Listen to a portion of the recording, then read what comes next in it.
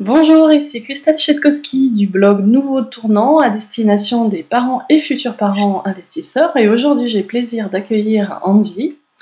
Angie que j'ai repérée sur les réseaux sociaux suite à un post Facebook. Et ouais, comme quoi on peut faire des rencontres super intéressantes aussi sur Facebook. Et Angie partageait son expérience sur sa résidence principale dont elle exploite de façon très intelligente. Donc du coup, je vais te laisser te présenter, Angie. Bonjour à tous, merci Christelle de me recevoir sur ton blog Nouveau Tournant. Merci. Et en fait, oui, j'ai percuté il y a peu que j'allais chercher des investissements à 300 km, des investissements avec des grosses rentabilités. J'allais chercher des choses compliquées. Et en fait, je me suis aperçue que chez moi, dans ma propre maison, dans ma résidence principale, et qu'elle regorgeait de cash flow, enfin de revenus passifs. Et j'ai donc fait une petite liste pour 2380 € de revenus passifs mensuels de ma résidence principale. Donc, ce qui est beaucoup plus que mes investissements locatifs que j'ai actuellement en colocation. Tout ça de chez moi et c'était sous mon nez depuis des années et je n'avais jamais percuté.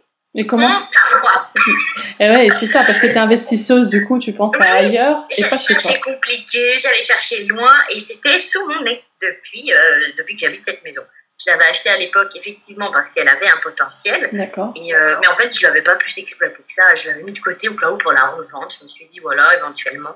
Et en fait, non, il y a moyen quand même de dégager, en tout cas, 2300 € par mois, sans vraiment me compliquer la vie, de chez moi et en investissant quasiment rien. D'accord. Parce que j'ai déjà la maison. Voilà. Du coup, comment tu peux nous expliquer et décomposer surtout Alors, par exemple, j'ai un grand sous-sol de plus de 100 mètres carrés que je n'utilise absolument pas, qui est ventilé avec des fenêtres, avec tout ce qui va bien, c'est lumineux, c'est sain, il est sain, ça c'est important aussi. Donc là, je me suis dit, pourquoi pas le diviser en 6 box de stockage, dû au divorce, au déménagement, enfin à tous les aléas de la vie qui se passent. Souvent, on arrive à un moment où on a besoin de stocker nos meubles. Moi, ça m'est arrivé personnellement, et quand j'ai dû le faire, j'étais choquée des prix de location des box de stockage. C'était presque entre 5 et 700 € pour louer un box, donc je trouvais ça aberrant. Donc je me suis dit, tiens, pourquoi pas louer, si j'ai la possibilité d'en faire 6. Donc j'avais mis 6 box de stockage à 80 € par mois. D'accord. Donc rien que ça, en faisant des armatures toutes simples avec des tasseaux de bois, donc vraiment pour compartimenter, chacun une clé, une porte, comme dans les vieilles caves avant, donc vraiment quelque chose de vraiment simple à réaliser.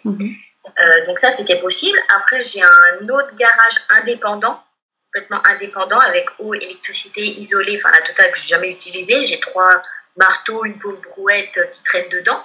Donc effectivement, là, j'ai moyen aussi de faire quelque chose en courte durée.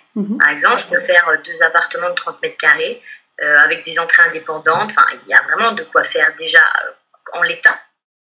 J'ai aussi un abri voiture où on peut garer un camping-car.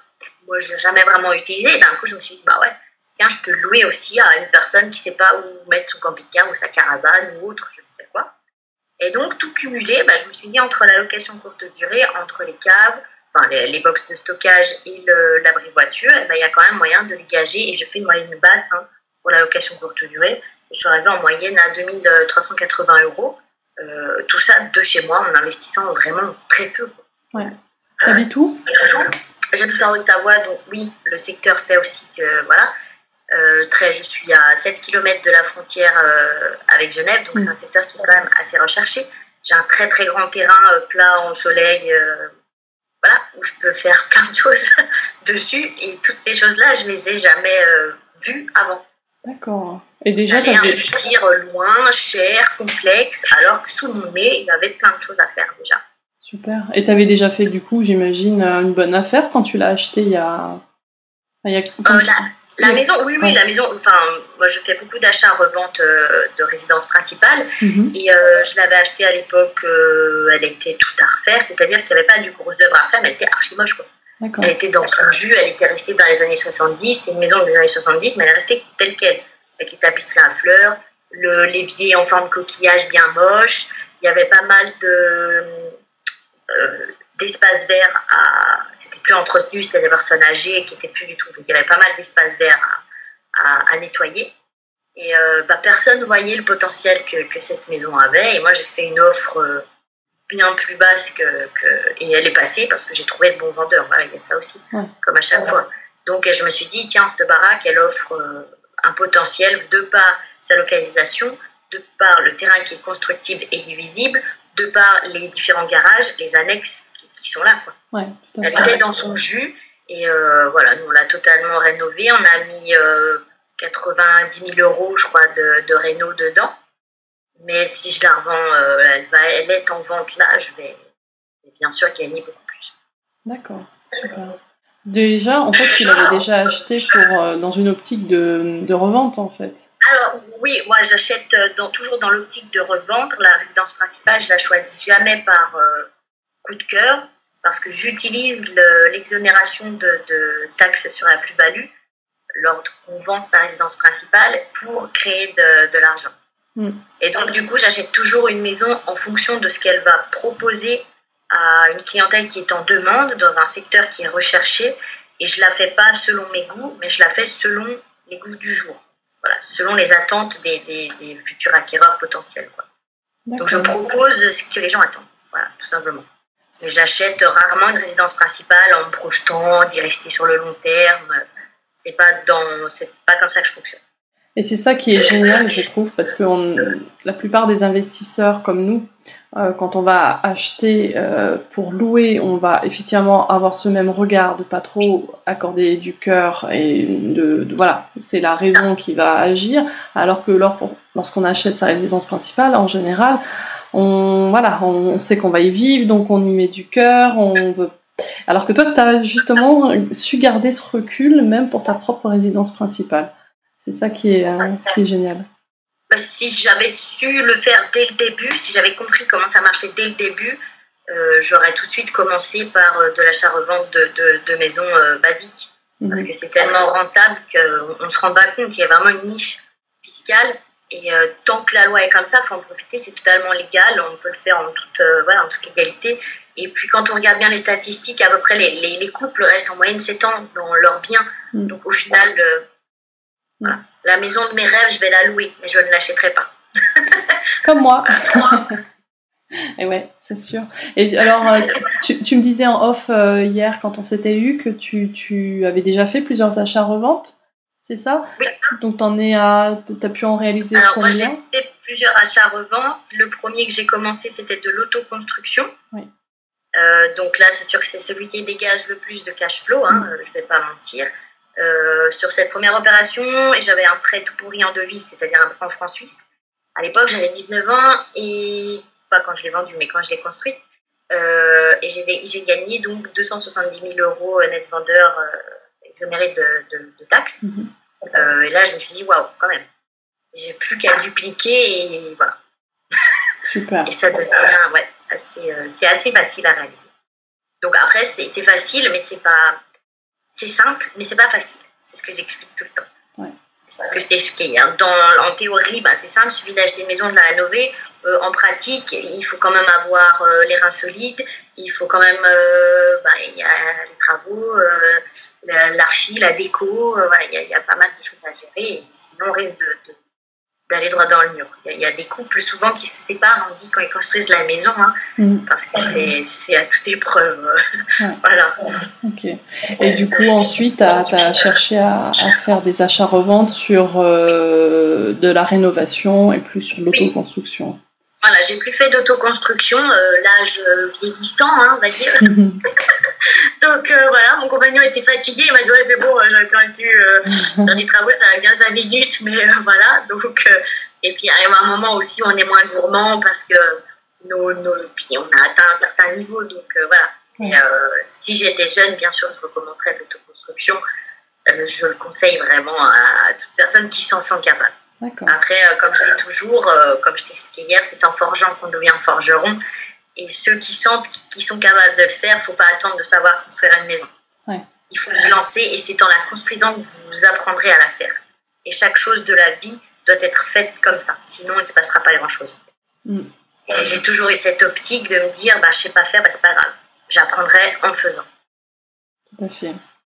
Top. Et en ça, plus, je trouve que c'est important parce qu'il y a beaucoup de familles, de parents qui se bloquent et qui se disent, non, c'est pas faire, ouais, mais voilà. Au jour d'aujourd'hui, avec les réseaux sociaux, vous pouvez rencontrer des personnes extraordinaires qui partagent énormément sur leur retour d'expérience et c'est très enrichissant, on apprend beaucoup et vraiment il faut utiliser ces connaissances pour aller plus vite et pour accéder à la liberté, puisqu'au final je pense que ton blog parle d'indépendance financière, et voilà, c'est ce que les gens recherchent. L'immobilier effectivement est un des 5 leviers qui permet de créer de l'argent, c'est un levier formidable, après il faut oser le faire. C'est ça. Il faut sortir de sa zone de confort. C'est ça, faut l'agrandir en fait. Hein. Ouais. Tout ce qui fait peur, mais tout ce qui fait kiffer en fait est en dehors de cette fameuse zone. Sinon, c'est pas challengeant. Un petit travail avec un CDI en tant que fonctionnaire, toute une vie, ok, c'est la sécurité, mais on n'est pas là pour ça. Super. Du coup, juste la question que je t'avais posée, c'est combien tu as fait d'achat-revente, tu as réussi à faire l'achat-revente sur 20 ans, c'est ça? La durée, c'est à peu près étalée sur 20 ans? Oui, j'en ai fait en comptant tout, j'en ai fait 7. D'accord. 7. Du coup, tu nous conseilles, pour ceux en tout cas qui souhaitent se lancer dans l'achat-revente de leur résidence principale, d'effectuer ça tous les combien? Alors, ça, c'est vraiment au cas par cas, puisque passé un certain stade, on passe marchand de biens. L'État veille quand même les grosses plus-values comme ça, donc il ne faut pas non plus faire n'importe quoi. Normalement, la loi dit que quand on achète une résidence principale, on ne doit pas l'acheter en ayant l'intention de réaliser une plus-value. Donc, c'est particulier à vérifier. Mais effectivement, il ne faut pas vendre tous les 2 ans sa résidence principale, sinon on va passer directement en marchand de biens. Et on n'est pas exonéré du tout. On paye des charges sociales, c'est complètement différent. On n'est plus dans cette fameuse niche. Mais moi, j'ai utilisé ça pour lier l'utile en fait, à l'agréable. Je me suis dit, je veux une maison, j'aime vivre en maison, je vais en acheter une, je vais en construire une, autant au final qu'elle me serve à quelque chose. Bien sûr. Parce que payer 4 murs en 20, je ne vois pas l'intérêt. Donc voilà. Et du coup, il faut être conscient qu'on ne peut pas utiliser ce système indéfiniment, ni pour sans au bout d'un moment éveiller les soupçons des impôts qui vont dire voilà, ça va bien 5 minutes quand même là. C'est sûr, c'est normal. Après, tout dépend des montants des plus-values aussi, voilà. D'accord. Mais bon, toi, je sais que tu t'es fait des bonnes plus-values, donc c'est quand même faisable, c'est réalisable. C'est réalisable, c'est faisable. Je suis partie avec 0 de pécule. Pour aussi toutes les personnes qui se disent j'ai pas beaucoup d'apport, moi j'en avais pas du tout. J'avais 19 ans, j'étais super jeune, j'ai pas fait d'études, j'y connaissais rien à la finance, j'y connaissais rien à l'immobilier. J'ai arrêté l'école en 3e, mais je me dis c'est pas grave, je me lance. Et j'ai bien présenté mon projet, c'est très important, et surtout avoir un bon... Je dis tout le temps, avant de demander un crédit à la banque, commencez par vous accorder du crédit vous-même à votre projet. Parce que tout va dépendre de la présentation du dossier au conseiller. Ça, c'est très, très important et c'est souvent négligé. Les chiffres, c'est un fait. L'âge d'une personne, son apport, sa situation, c'est un fait. Les banques nous attribuent une note. Pour ça, c'est la notation bancaire. Mais après, il y a quand même le fond du dossier. Et voilà, un conseiller, si on lui présente des chiffres qui tiennent la route, avec une personne qui a des revenus stables, qui a une situation financière saine, pas qui est riche, mais qui a une situation financière saine, même s'il gagne 1 500 €, c'est tout à fait possible pour lui. Ouais, tout à fait. Parfait, écoute, c'est super. Est-ce que tu avais d'autres choses à apporter? Tu nous as déjà délivré beaucoup de conseils, donc je pense que... T'as dû faire un petit peu. Chose à apporter, qu'est-ce que vous attendez, quoi? Foncez! C'est ça. Et puis, n'hésitez pas à aller voir, à demander des retours d'expérience, effectivement, il n'y a pas mieux. Ouais.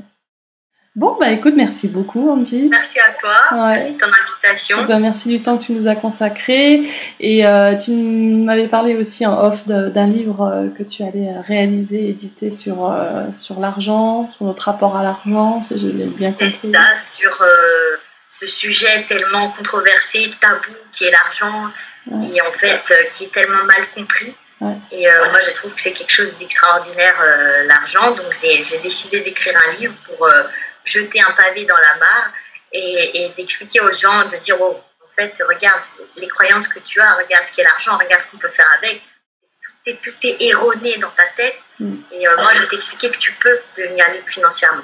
Donc, ça parle de croyances, de liberté, d'argent, de rêve, voilà.